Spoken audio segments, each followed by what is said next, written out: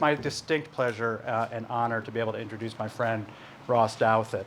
Ross is probably well known to most, if not all of you, as one of the really great columnists and political thinkers in the New York Times. He was formerly editor at The Atlantic, and for I think until very recently was also film reviewer at the National Review. Is that still an ongoing gig? Still a gig. Okay. Really great reviews at the National Review. He holds a BA from Harvard University, graduated in 2002, and immediately began writing a book about his experience and broader thoughts about what it was to be a graduate of Harvard University. I think one of his really wonderful book of reflection on the place of Harvard, perhaps particularly timely right now, entitled Privilege, Harvard and the Education of the Ruling Class, published in 2005, and didn't stop there. Proceeded to write a book now with accelerating frequency. He used to write them like every 4 years, and now it's every 6 months, it seems. He followed that book up with Grand New Party, co-authored with his classmate Ryan Salam. Interestingly, the subtitle of which is How Republicans Can Win the Working Class. So clearly had a bit of success in that front. Followed that with the book Bad Religion, How We Became a Nation of Heretics, really a wonderful book published in 2012. To Change the Church, Pope Francis and the Future of Catholicism, interestingly and timely, published in 2018. The Decadent Society, published in 2020. The Deep Places, published in 2021, retelling and recounting in many ways of the harrowing experience of having gone through the trials of Lyme's disease, and it's kind of how it affected him. And most recently, a book I'm supposed to be holding up a copy of. Can I borrow it from one of you? Believe. Why Everyone Should Be Religious. So a non-controversial book to follow up his many non-controversial books, published just this year, very recently. But he'll be speaking tonight about Trump 2.0, something he's been thinking and speaking and writing a lot about, including most of today. So we're very grateful to have Ross with us here in Boulder. Please welcome our guest, Ross Douthat.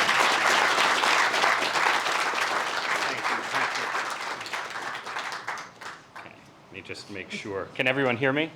Is this audio is good? Okay. Let me take out my phone so I don't have a clock, so I don't overstay my welcome. Thank you, Patrick, for that exceedingly kind introduction. I have mixed feelings about your mentioning the book that, like any obnoxious Harvard student, I set about writing after I graduated from that institution, mostly because when I wrote it, I had no conception of the fact that I would someday have children who would be teenagers, who might themselves be going off to college and might become interested in this book that I had written that included, some unfortunate accounts maybe of the sex lives of collegiates in the year of our Lord 1999 or so. None of my children have yet, I think, realized that this is a book that, if they read it, it would drive their father insane. So fortunately, none of them are here tonight and have not been encouraged in that possibility. But it sort of looms over my head with every passing day. So I'm very, very grateful for the opportunity to be here tonight.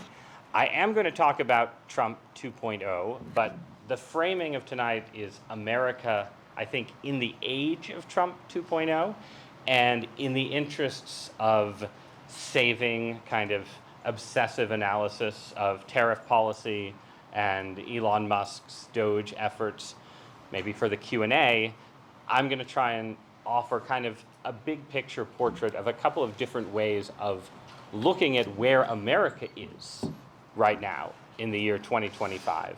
And how those different ways of looking at our position sort of internally as a society and also our position in the world might lead to different analyses of what the Trump administration is trying to do and what it is shaping up to be. So I'm going to offer essentially two competing narratives. I think not entirely contradictory, but clearly competing narratives of the American position right now.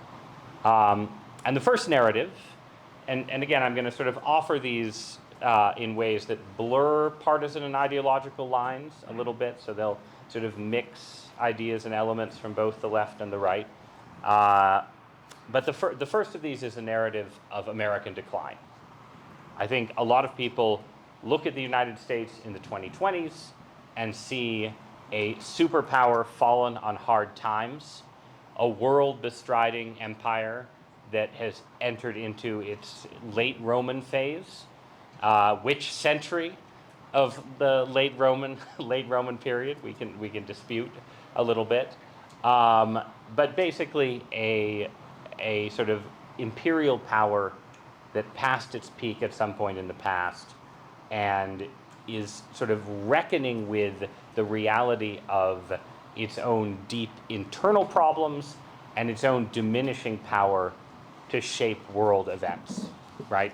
So if you want to tell this story about America, there's a bunch of different threads that you can pick up.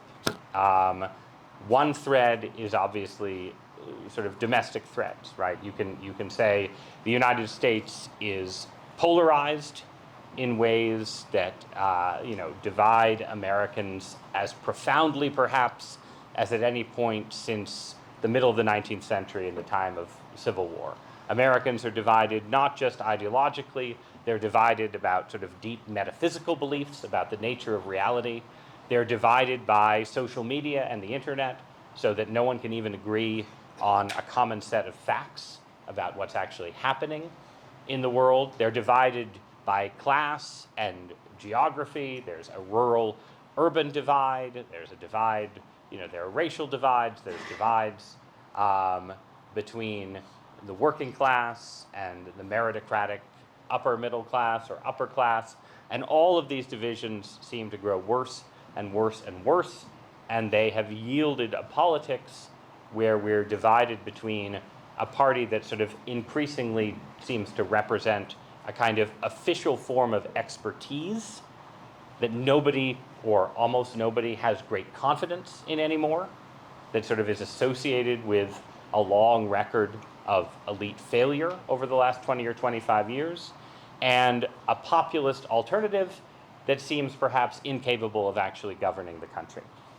And you can fit this narrative into a larger story about the state of the entire developed world, or especially Europe as well as America. You can see similar divisions, similar clashes between populists on the one hand and incompetent populists against a discredited establishment, right? Everywhere you look, you can tell the story about British politics and French politics and German politics and Italian politics as well as American politics. But in the United States, it's obviously been brought to a particular extreme by the wild swings in our politics that have put Donald Trump in power, taken him out of power, and brought him back to power once again. So in this narrative, America is becoming increasingly ungovernable at home in ways that inspire people to invoke, as one gentleman did actually in a conversation 35 minutes ago, Weimar Germany, people invoking the Irish Troubles, people invoking our own Civil War. And sort of related to this, fears on both sides of the political spectrum that the democratic experiment is somehow coming to an end. And obviously, since Donald Trump is in power, this fear is sharpest on the political left. You have renewed talk about authoritarianism and autocracy as dangers facing American life. But it was just a few years ago that whenever I hung out with conservatives, I heard fears of how a kind of stultifying ideological conformity imposed by an alliance between the Democratic Party and Silicon Valley and woke progressive ideology was sort of delivering America to a form of soft totalitarianism from the left, right? So both sides have narratives of liberal democratic collapse and some sort of much darker timeline ahead for the United States. That's a domestic story. Then look at the landscape of global power. The United States, when I was an undergraduate in college, when I was thinking about what became the book that will someday horribly embarrass me when my daughters read it, the United States at that period had absolutely no peer on the global stage.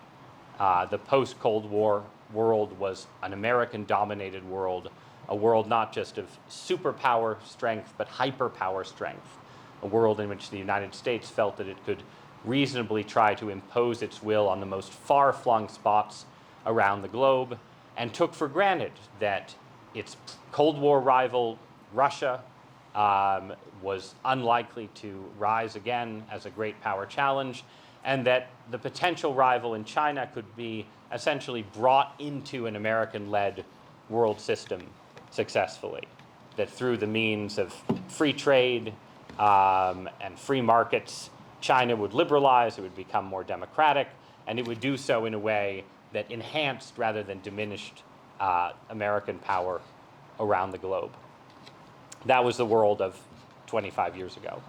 The world of today is a world where the United States has stumbled through repeated failed wars and military interventions.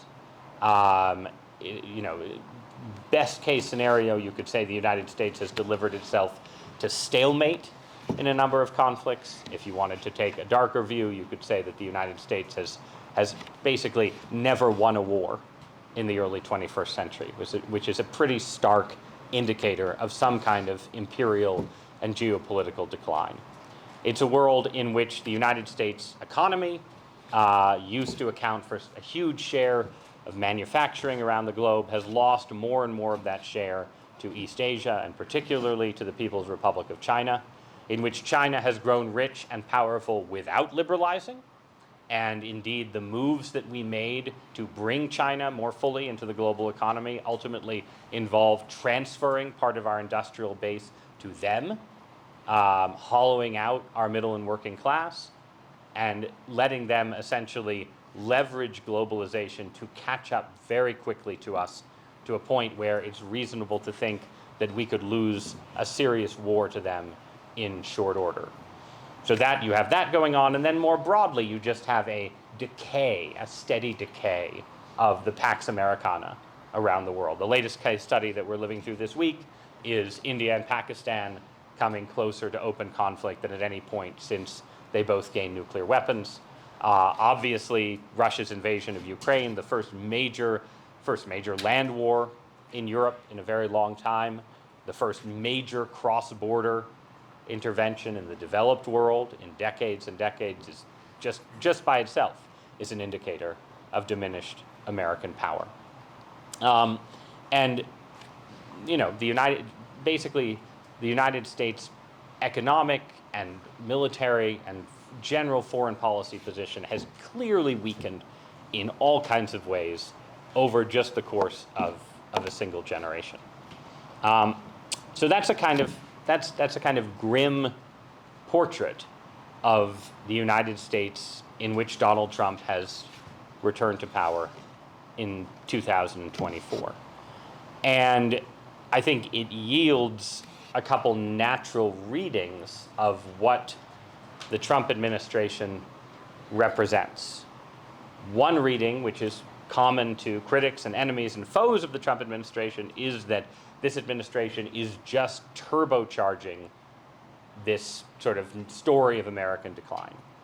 That it is that it is further dividing Americans at home, that the cuts it's making to different aspects of the federal government are hollowing out American capacities at just the time when we need them most, that its attempt to reorient American foreign policy is needlessly alienating our allies just when we need them the most, and that even if it's not delivering America to an authoritarian or autocratic future, it's delivering America to a future in which our position, our economic position will weaken, our foreign policy position will weaken, and our decline will accelerate.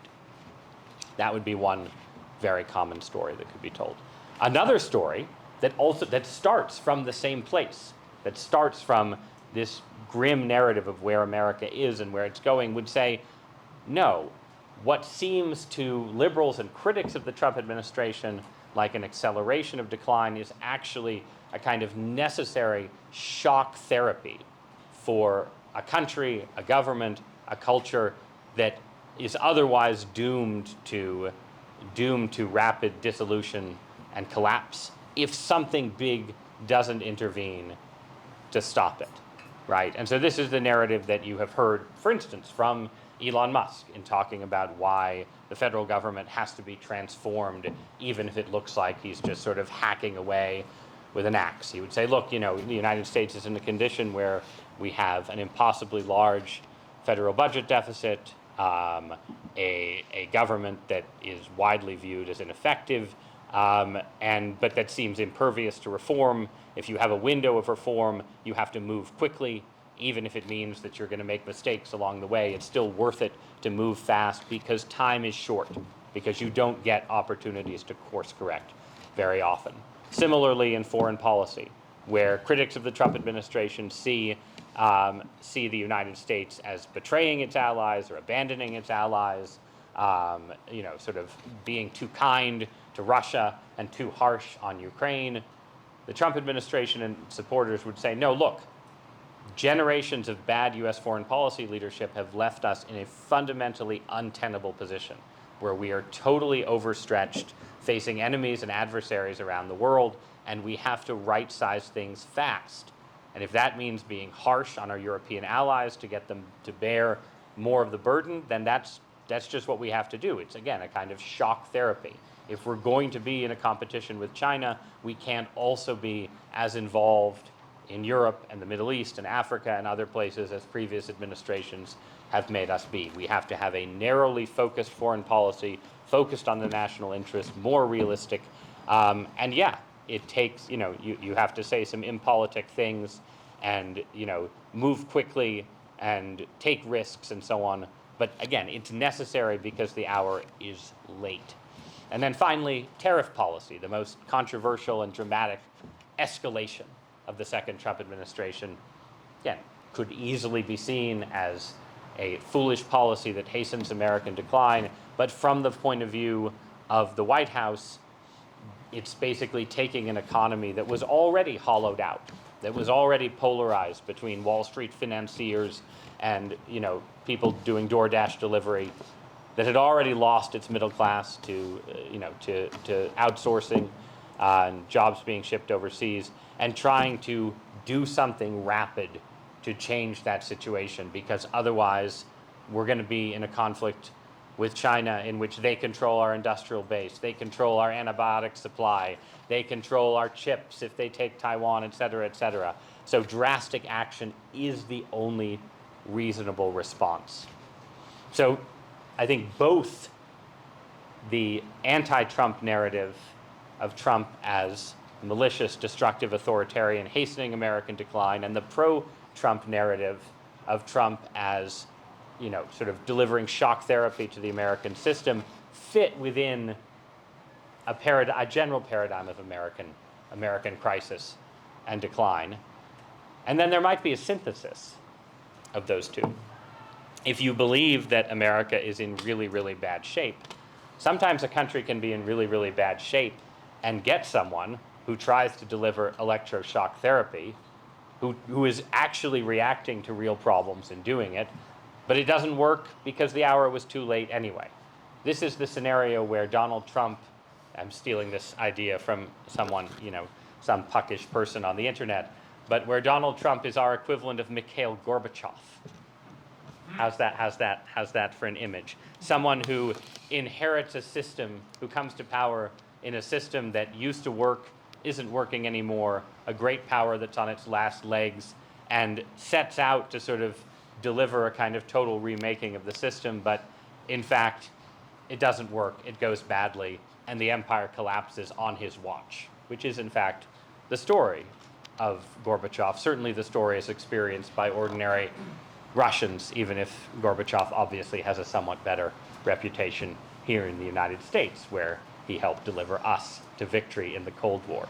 So that would be the kind of slightly tongue-in-cheek, but not completely, synthesis of an anti-Trump and pro-Trump narrative of what he's doing in the face of American decline. You could say that, maybe the theory of electroshock therapy is defensible, but the practice is going to deliver us to collapse. But now let me suggest a different way of looking at the American situation, a more optimistic way of looking at our politics and culture right now. This narrative does not deny that America has a lot of problems. I think it would be very foolish to deny that. It doesn't deny that American elites have made a lot of really bad choices over the last 20 or 25 years. It doesn't deny that populism is potentially or actually quite destructive and ill-suited to governing the country. It doesn't deny the reality of polarization and everything associated with it. And it certainly doesn't deny that America's relative power around the world has declined. All of that is true.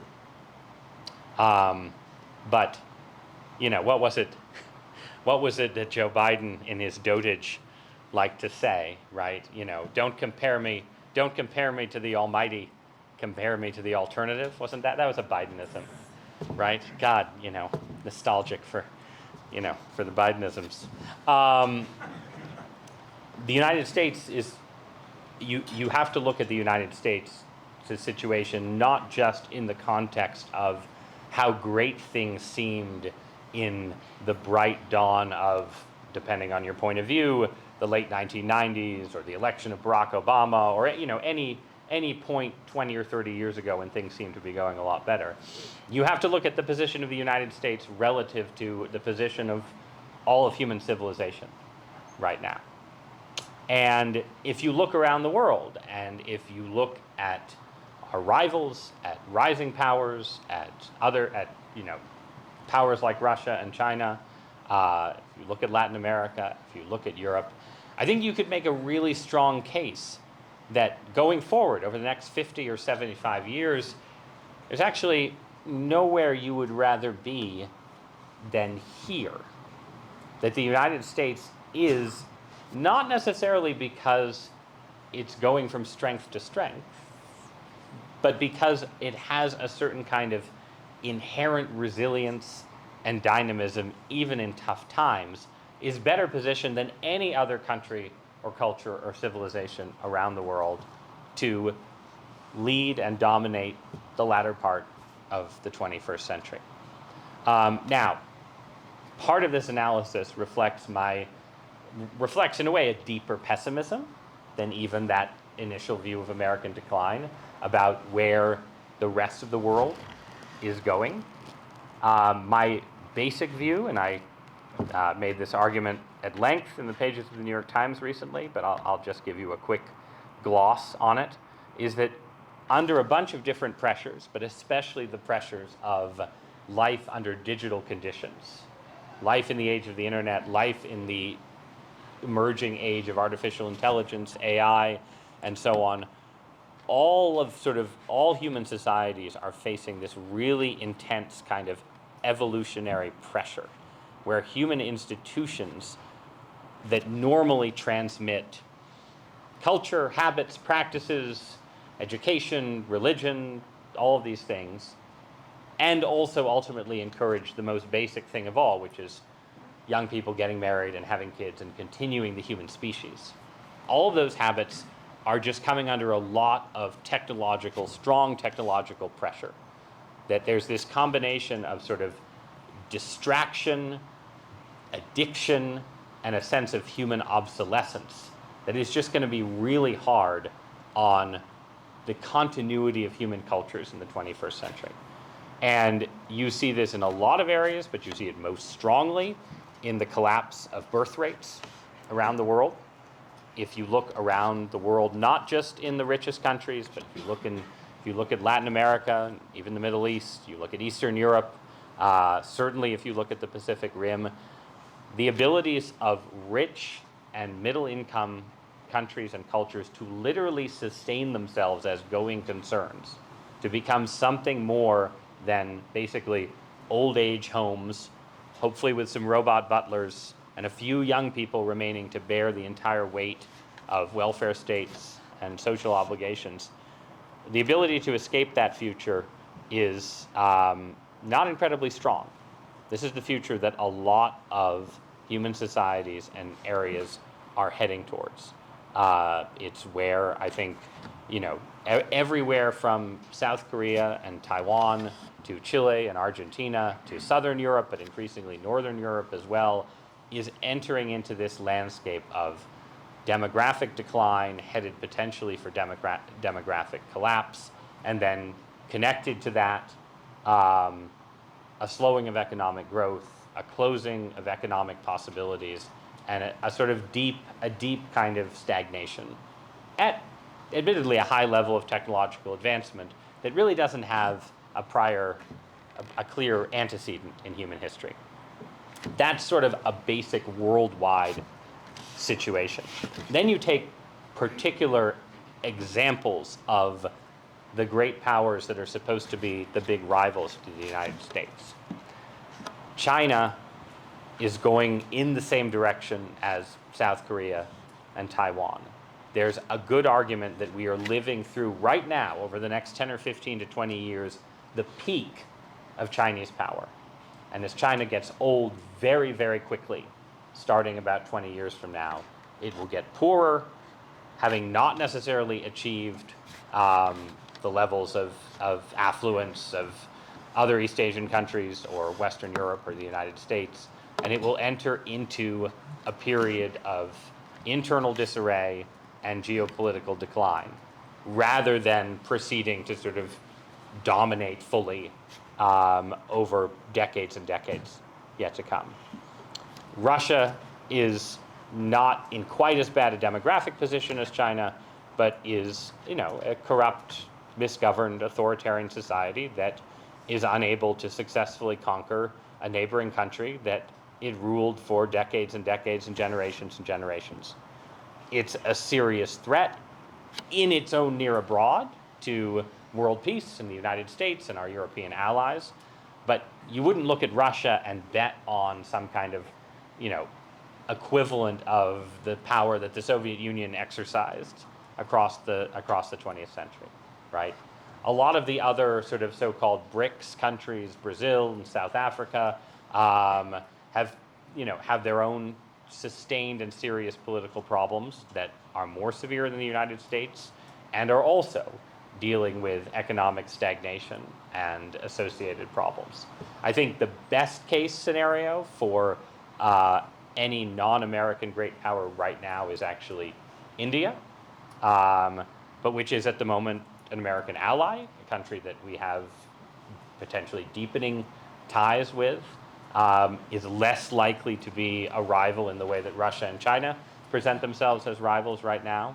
And then Western Europe is just, entering into an age of twilight torpor, where it struggles to assimilate large immigrant populations as its economic conditions, while comfortable, almost certainly stagnate relative to what's possible in the United States.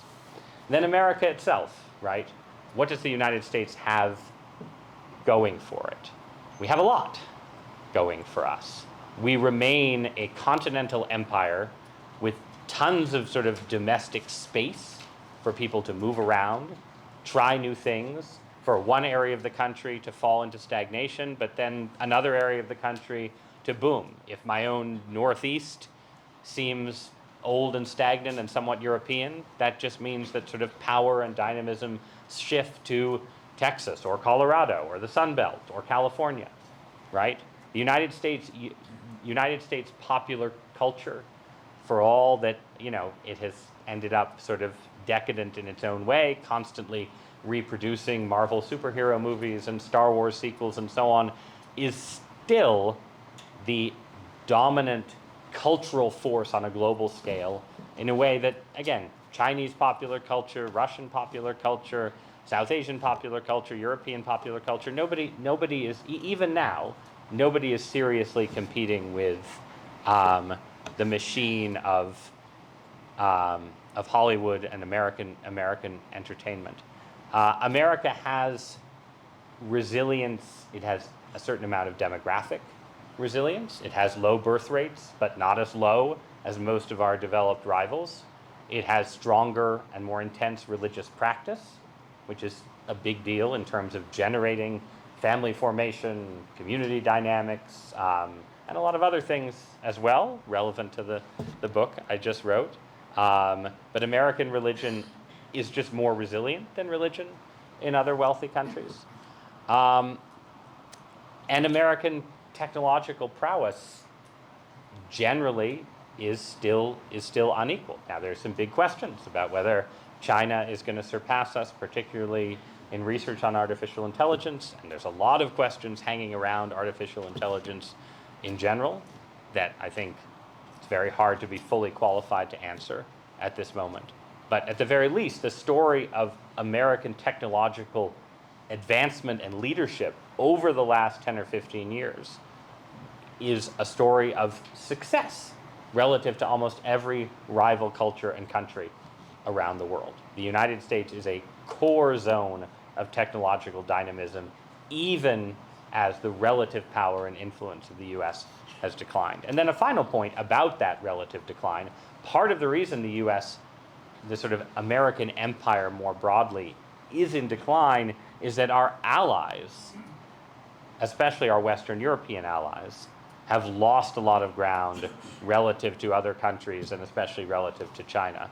The US alone, in terms of our manufacturing capacity, in terms of our GDP, in terms of our technological achievements, the US alone, if you just set the US next to other countries around the world, you don't see that kind of decline. It's more that we're embedded in an alliance structure where our alliance partners are weaker than they used to be, which does mean we need some kind of foreign policy recalibration, some kind of shift, dramatic or otherwise. But it's not as simple as the US itself is no longer an economic powerhouse, no longer a technological powerhouse. That's not true at all. There's still no place around the world that has quite our level of economic churn and dynamism.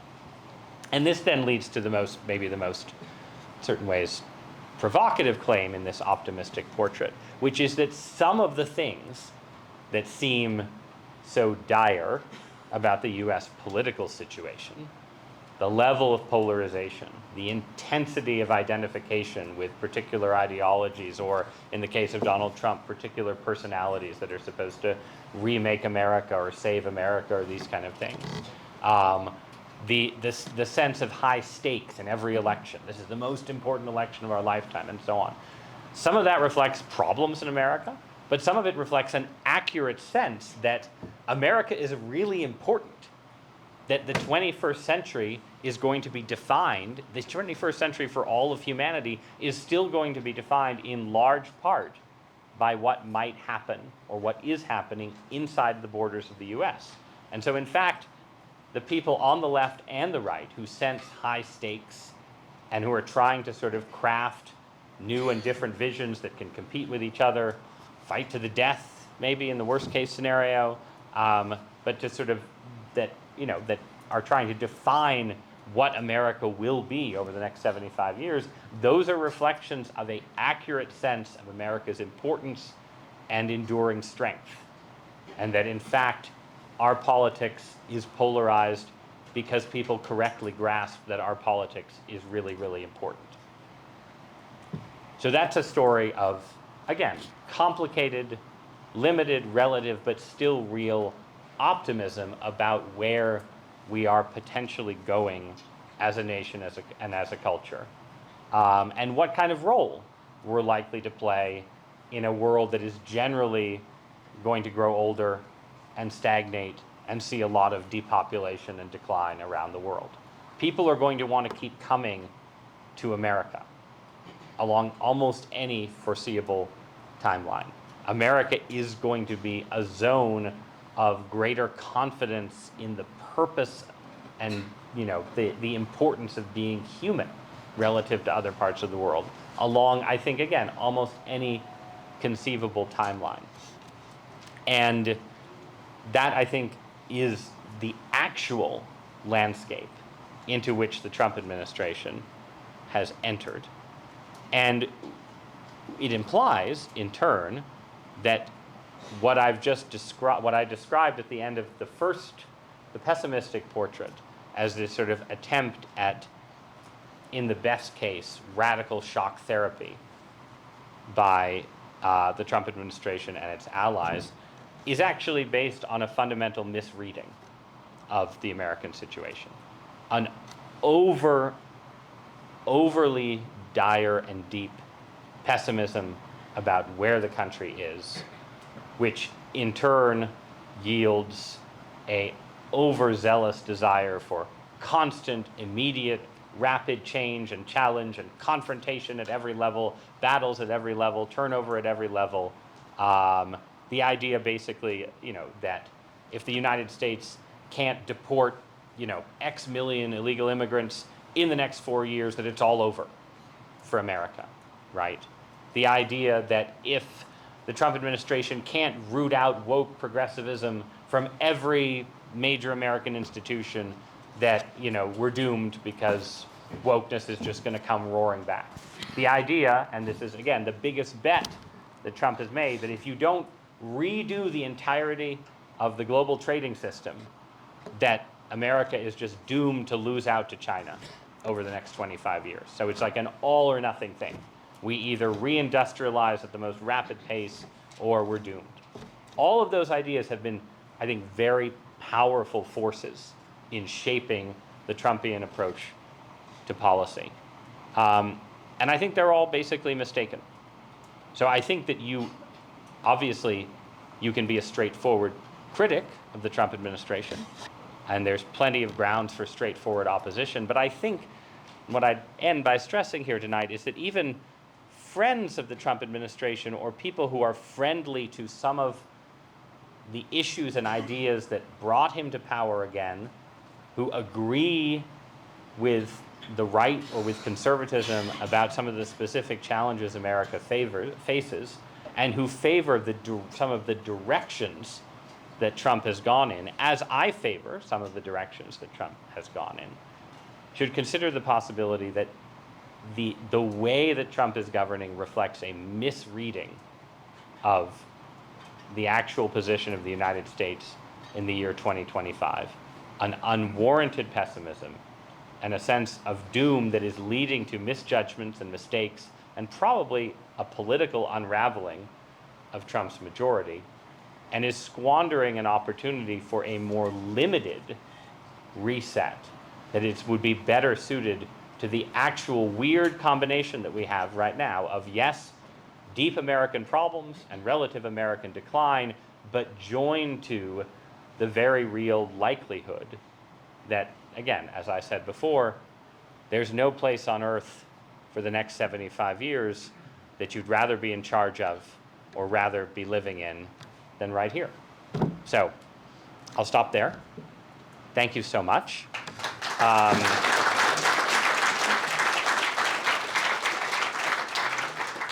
And that was only 35, 40 minutes. Anyway, I'm going to take questions for as long as Patrick, who is a strict, somewhat illiberal enforcer of these things, allows me, and even authoritarian. And I'm happy to talk about, we can talk about America and Trump, but I'm happy to entertain questions on a wide variety of subjects. I'm just going to call on people. The only other thing is that, of course, all of you know this, but please frame your question in the form of a question. At least raise your voice in a questioning way at the end, and try to be relatively brief, because I'm somewhat long-winded and I'd like to get as many questions in as possible. And again, Patrick will brutally interrupt you if you violate any of those rules. So, yes. So, sir. Oh yeah, we have a microphone. Yes, so we'll bring a microphone around. I'm Ben Harding. And you alluded to this, you sort of just brushed up against it, but the demographic collapse, right? Yes. The prescription for demographic collapse, which is really a big deal, right? It's happening. It is a big deal, yes. Seems to me to be immigration. I mean, we can bring all those people that want to come to the United States, bring with them energy, ideas, and diversity, of thought. And so why isn't that something that you would think about top of mind for demographic collapse?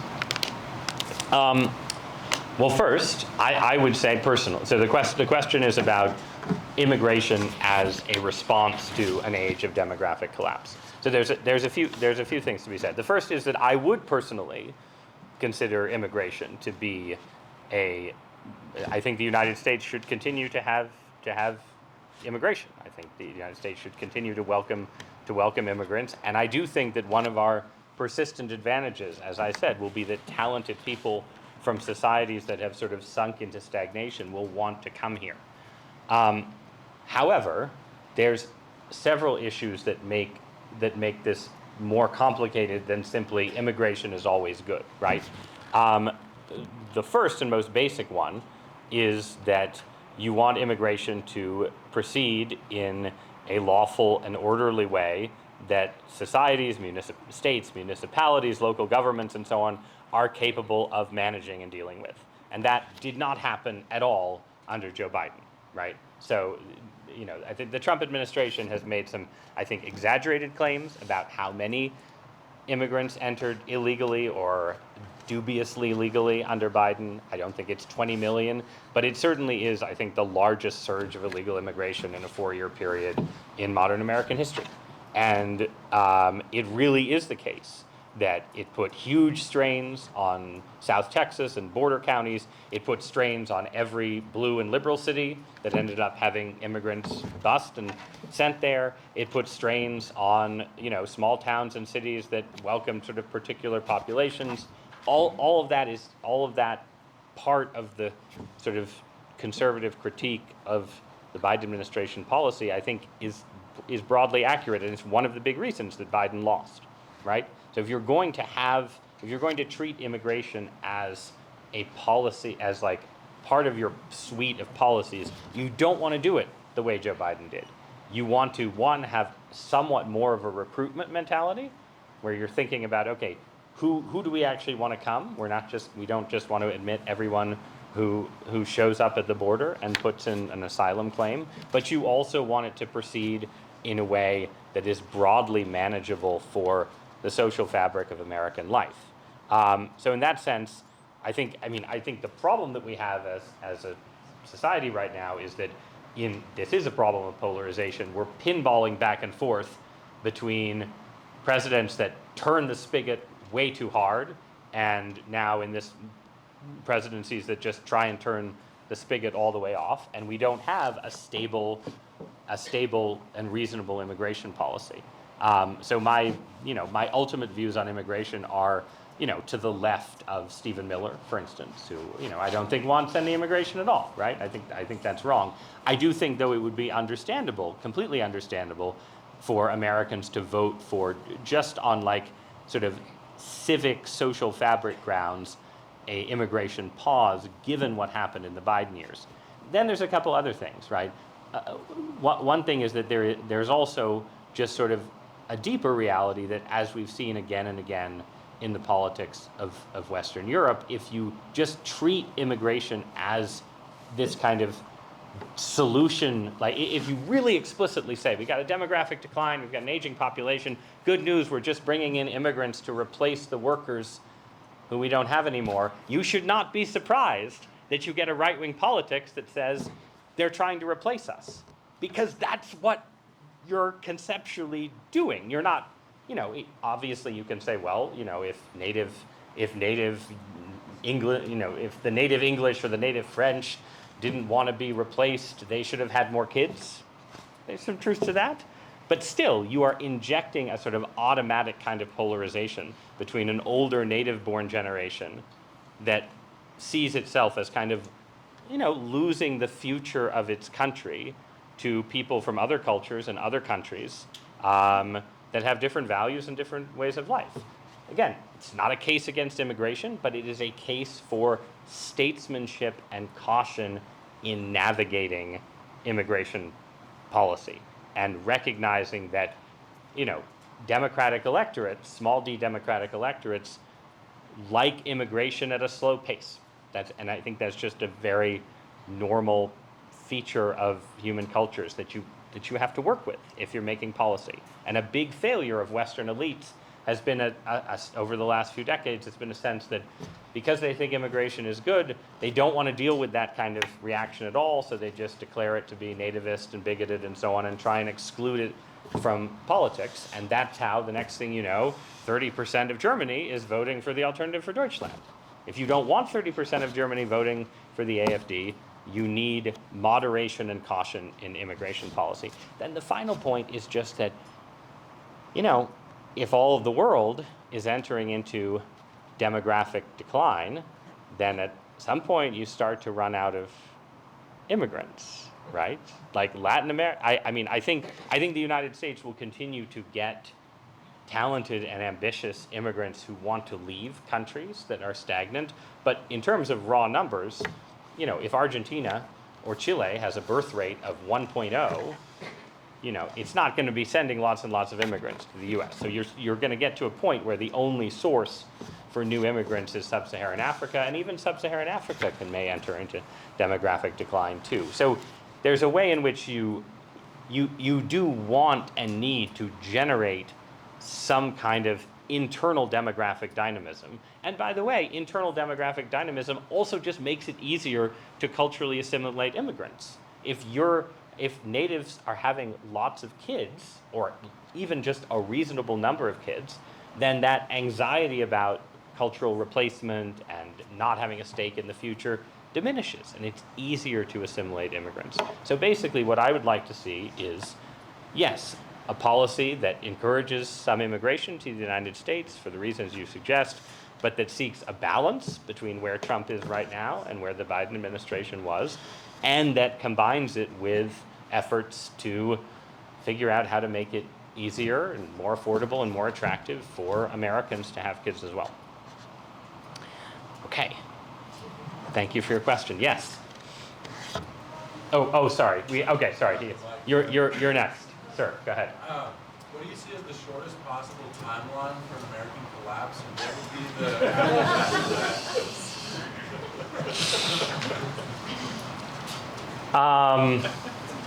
after as you can tell, I don't think America is going to collapse.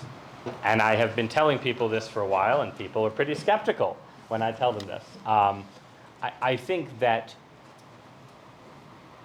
to get from where we are to collapse, you would need some kind of what you would call an exogenous shock that just our own domestic politics themselves are not polarized enough and violent enough to generate. I don't see a lot of evidence that I see a lot of evidence that Americans dislike each other, especially when they encounter each other on the internet. I don't see a lot of evidence that Americans are eager to take up arms against each other. The US is less violent in its disagreements than it was in the 1960s, to say nothing of the 1840s and 1850s. The number of people who want to join Antifa or the Proud Boys is really small.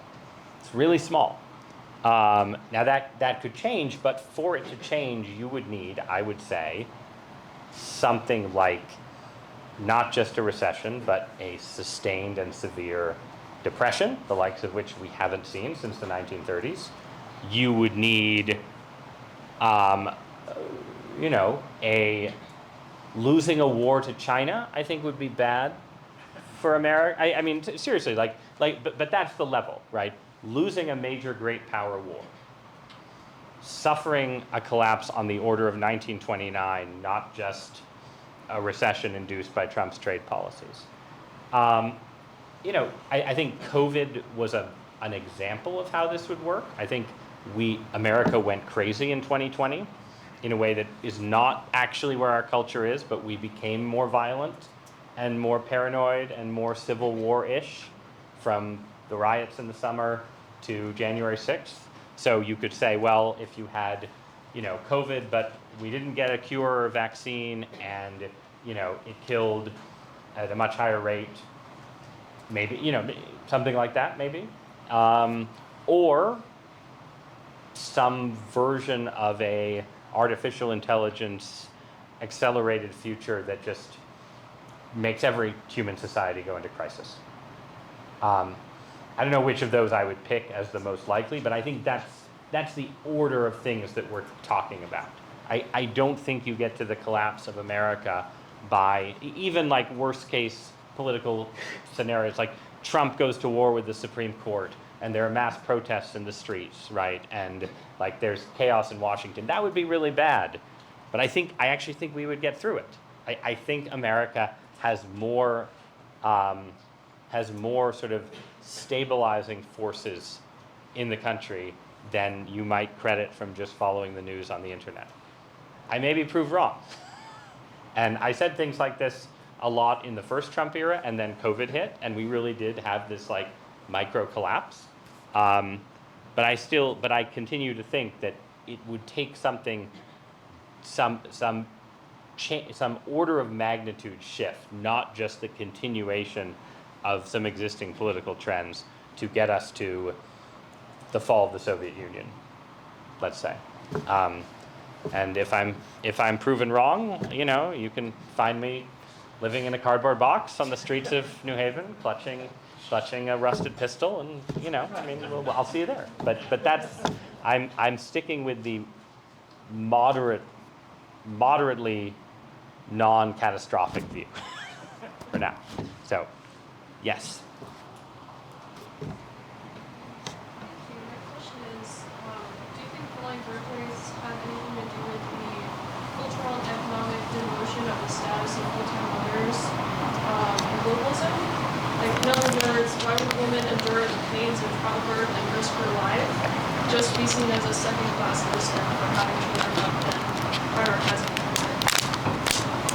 For anyone who couldn't hear it, it's a question about whether falling birth rates are connected to the lower status of full-time motherhood and right, and sort of the idea that being a stay-at-home mother or having your primary identity as a mother is seen as sort of lower status than other forms of female fulfillment.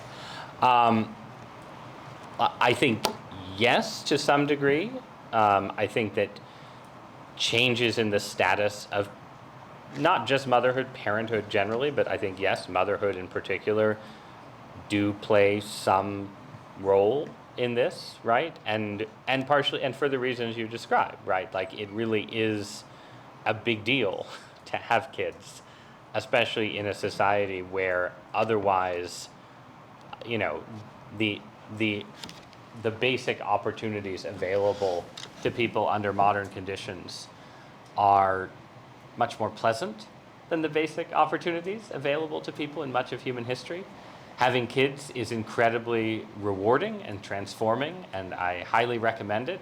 But it is not immediately pleasant in the way that people are accustomed to. And yeah, it's true that often people do unpleasant things for the sake of status, and there just isn't, there isn't tons of status attached to having kids, and there certainly isn't tons of status attached to being a full-time mother, and indeed that carries sort of a suspicion of, you know, reactionary trattery or, you know, Handmaid's Tale type things. So yes, I don't think it's the main, like I think clearly falling birth rates are overdetermined in some profound way. They happen under different policy regimes. They happen in societies that are still more patriarchal and also in societies that are more gender egalitarian. So you don't want to ever pluck out just one thing and say this is what causes it. I think the thing that has to be explained right now is that something changed just in the last 5 to 10 years, where we were essentially, I mean, you can see the history of falling, you know, if this is replacement level fertility, right? So under late modern conditions, wealth, feminism, technological change, societies go like this. Here's the baby boom, and then we're sort of here, right? And it's like, okay, this is below replacement. It creates some economic problems. It creates some cultural problems, but it also looks like you could kind of sustain it for a long time, especially if some parts of the world are still having more kids, you have immigration and so on. Somewhere in the late 2010s, you suddenly get this. Sorry, I'm breaking the chalk. And now we're, you know, this is 1, right? So now we're heading down to 1. And now we're in territory where, like, you know, Does South Korea exist in 2075? Unclear. Certainly it doesn't exist in anything like its current form. Now this can be explained maybe in part through your point about changing status. I don't think the status of motherhood went down radically between 2017 and 2025. I think it's more likely to be something to do with this and with digital existence, and I think it's something that is making it really hard for people to pair off. Like it's not that people are getting married and then not having kids. It's that people aren't pairing off. That's the much bigger part of the explanation. So that taking it from comfortable stagnation to, deep crisis, that seems to be driven by a kind of technological shock. Maybe some other factors too, but that's the best explanation that I have for how we went from where we were 10 years ago to where countries are suddenly now. Where's the microphone? Sorry, there you are. Let's do you, sir, in the back.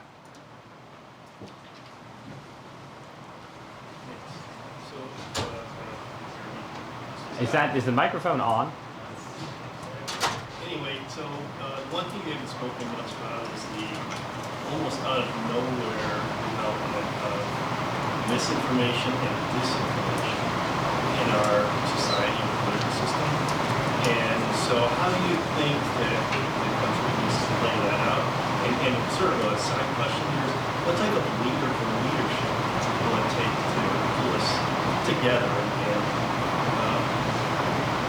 take us to the more optimistic view that you Yeah, I mean, so it's a question about the rise of misinformation. And I did sort of gesture to it by talking about people inhabiting alternate factual realities. I mean, one question is, it's a little bit hard to tell, like what is the normal baseline for this kind of thing, right? So in a way, the America of, let's say, 1950 to 1990, that media environment was quite weird in its own right, where you had this small group of broadcast networks with a kind of quasi-monopoly. You had big but fewer big city newspapers. You had basically a bunch of economic and political forces that encouraged this kind of attempt at neutrality in media. That's not coming back, and that has given way to a landscape where there's sort of more propagandizing, more sort of bubbles of partisan belief maybe than when I was young. On the other hand, for most of American history, people were not operating in a like Walter Cronkite media environment, right? Like the press, the media in the 19th century was intensely partisan. If you look at the conduct of the major newspapers in the run-up to the Spanish-American War, there's a certain amount of misinformation floating around back then, right? And also people didn't have access to constant media stimulation. That's sort of the big change. But the average American citizen in 1877 probably believed in a lot of things that you would call disinformation or misinformation, had a lot of bad facts about the world. They just weren't getting them mainlined into them at all hours by the media, right? Or by digital life. So part of, in a way, that just makes the problem bigger to say, well, we don't have it's another technological problem. But I do think there are ways in which it is useful to think about it as a problem, like the problem of how you get people to, go on dates in digital life, of like, can you achieve a little bit more separation from the fire hose of the digital, right? Where it's like, okay, maybe people are inevitably going to believe a bunch of false or dubious things about their political enemies, but maybe they shouldn't be thinking about these things all the time, right? It's like you can think that, because it's partially in thinking about them all the time that you go from, I think, my political enemy is a bad person to, I think my political enemy is the devil incarnate, right? Like some of that hype hype up happens just through like how much and how often you are trying to think about these things. I think, and I at the very least, I think that the attempts to sort of structurally police this stuff that was attempted by liberalism in sort of in the late Trump years, but also under Biden, just doesn't work because one, the technological environment doesn't allow for completely successful policing under any circumstances. If you sort of establish a political consensus on a social media network, the podcasters will go in another direction, right? Like it's just hard to sustain consensus, but also like what is, people are not going to agree on what is disinformation, right? Like I lived through the period when, a bunch of things that violated sort of progressive sensibilities were briefly censored as disinformation by social media networks, and things like the lab leak hypothesis with COVID and so on that, whether true or not, they were not disinformation, they were things that it would have been normal to debate. So I don't think that works. I think that Trump himself is kind of a uniquely bad actor in this space. Like he has a unique allergy to anything that contradicts his preferred narrative that in a polarized environment gets picked up on by his supporters. And I do sort of think that without that, like a different Republican leader, even if they were still populist, would create less of an there's just an appetite on the right that you see right now to sort of justify the things Trump says because he's your leader, right? Like that's natural. But the things Trump says are themselves coming out of a deeper cocoon than the things most normal politicians say. So that would be my anti-Trump bit on this. I do think Trump himself makes the problem worse. But I think you have to, I think it's both. You need some kind of, you can't have the illusion that you're going to police this stuff effectively. You do need some kind of cultural detachment from being inside media political narratives all the time. And you do need to accept that, your fellow citizens are going to believe some things that you think aren't true, that's just the nature of life in a mass democracy.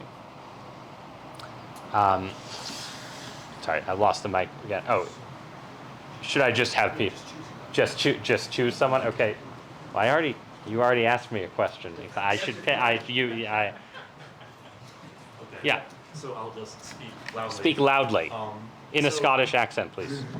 So at the beginning of the talk, you mentioned that there were a whole bunch of different narratives for what was going on with the Trump administration. And it seems like some of them do have like actual evidence behind them in like how the tariffs are bad and causing American decay. But it seems like some of them, like how Trump was restoring America to its glory, have significant flaws in them because he keeps doing things like deporting people without trials or ignoring Supreme Court orders, which seem to be clearly not like ever potentially supportive of a return to American power because that's destroyed the systems that give America power. Do you think that So you want me to defend a pro-Trump interpretation? well, any of the narratives that are like mostly pro-Trump, do you think they have room to include such things as the deportations without trial? I mean, I think that I think obviously like a hardcore pro-Trump narrative is not going to accept the idea that he's doing things wrong. I agree with you that I don't think there's any evidence that the tariffs are well designed or likely to be effective. And I agree with you that our policy of sending people to the prison in El Salvador is doing wicked things.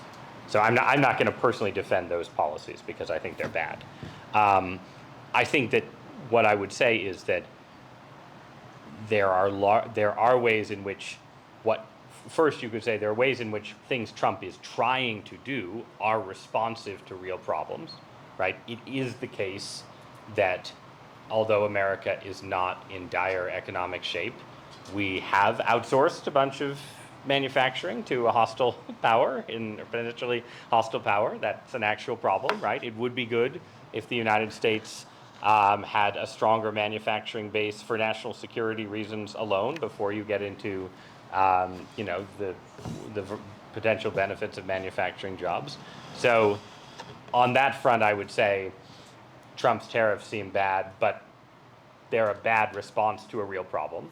Then in other areas, I think, like foreign policy, I mean, I think it's too soon to tell how different aspects of the Trump policy are going to work out. But I think the quest for an armistice in Ukraine is just correct. I think, you know, the war is stalemated. There's no prospect, no obvious prospect of Ukrainian victory. And it makes sense to figure out if you can try and cut a deal. That doesn't mean that I would endorse Trump, you know, blaming Ukraine and praising Russia and doing the kind of, you know, the kind of rhetorical maneuvers that he likes to do. But I think the goal there is correct. And I think a Harris administration would have probably spent 2 more years trying to fund Ukraine and then come around to seeking an armistice too. Obviously, if, you know, Democrats might disagree with that, but that's, so I think, or in the Middle East, right? I think Trump is doing a weird, you know, on the one hand, he's sort of engaging in brinksmanship with Iran, but he's also seeking some kind of deal with Iran in a more aggressive way than any other Republican administration would do. I think for similar reasons to why we're seeking an armistice in Ukraine, I think that policy is defensible too. So I think there are aspects of his foreign policy. Again, it may end disastrously, but at this point, I would say, yeah, they're plausible responses to real problems, and they could leave the U.S. in a better position. I think most of the stuff in domestic policy, the stuff that I think is likely to work seems smaller bore, and the stuff that's likely to fail seems bigger. But I mean, one last point, right, which is that, you know, we have cut unauthorized crossings of the southern border basically to zero. And we just lived through 4 years of the Biden administration saying it was impossible to do that without congressional action. So that is a particular policy issue that was a huge problem in the Biden years, that was a big reason why Trump won. And there, his administration has been so successful that already people just sort of take it for granted. It's like, oh yeah, the border is closed, and so now we're arguing about deportation. But that is, from the point of view of the voting public and the point of view of the absolute mess that the Biden administration created, that's an actual success. So I don't know. Those would be some examples of either partial defenses or straightforward arguments for a more sympathetic case. But my broad position is that the Trump administration is not going well. Ross, if you're able to juggle 2 questions, Yep. why don't we take 2 more questions? Yep. You can answer them. Sure. And we'll I can absolutely Okay. juggle 2 Great. questions. I'll Yes. let you choose who to. Oh well, no, why don't you choose? I will punt. I will punt this to you. Very insistent. We'll put this gentleman back there. Okay. So the 2 men in different shades of blue. Yes. Okay. Just a simple question, probably not a simple answer. It's kind of at a higher level, but what needs to happen to change this disruptive trajectory that we're on right now? Which seems... The Trump part of it, or the I larger? think the larger problem, because you talked about some earlier issues about population, world, all those changes that sort of fit into the narrative of what's happening now. So I don't. One part in the back. Yeah. Oh yeah. Sorry. Yes. And sir. Speak up, please. Once a autocratic government starts getting its tentacles in, starts developing, historically, how long does that situation last in the government, in the country? Once it gets operating, how long does it linger? Or do you think it's going to be removed? How long does it take? 2 questions. Yep. 2 questions. Okay. So to the first one, I think the biggest picture problems facing the world, the biggest challenges, I would say, are this combination of a sense of human obsolescence with some kind of technological acceleration that may make that problem worse. I don't think there's any kind of simple solution to that.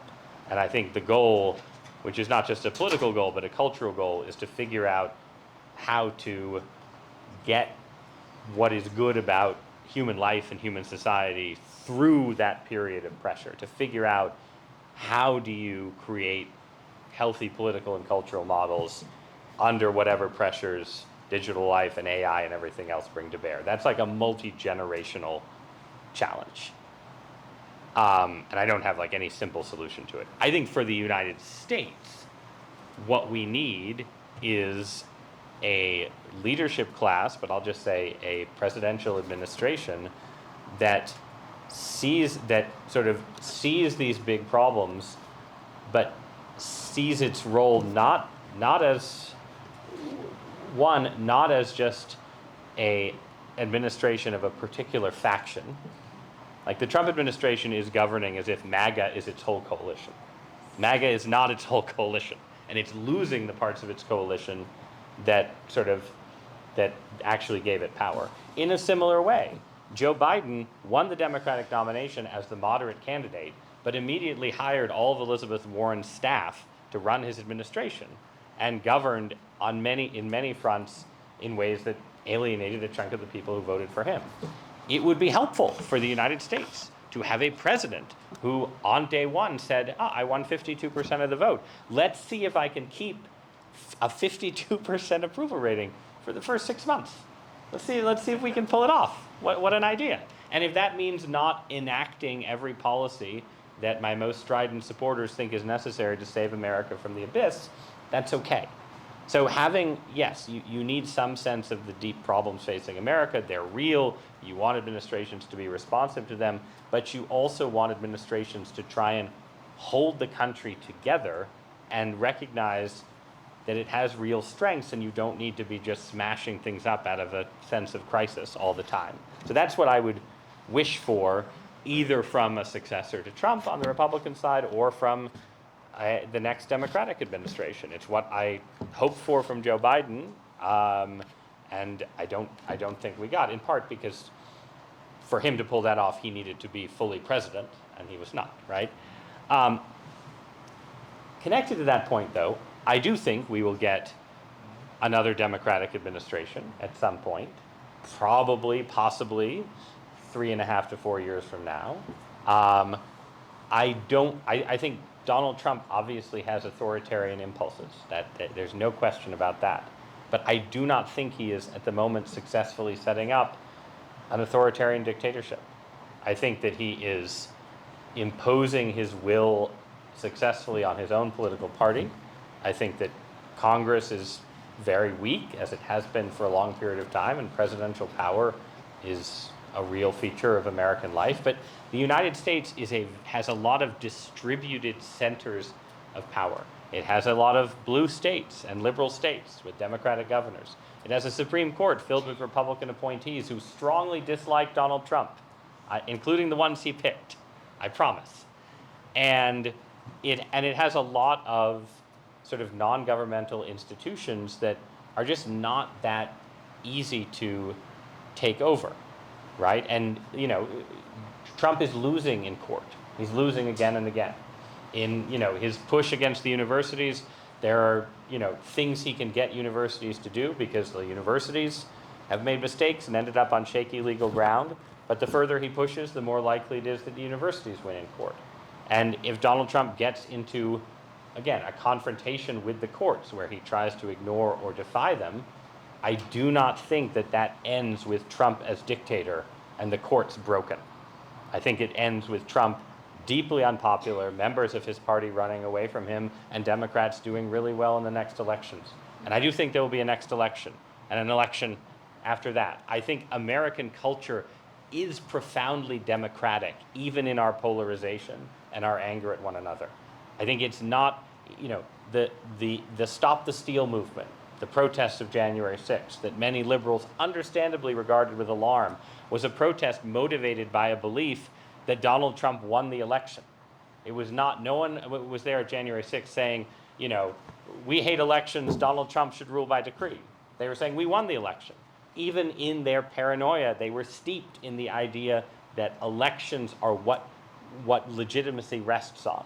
And I have a hard time, again, absent some radical transformation, war, plague, technological alteration, I just have a hard time seeing that changing in America.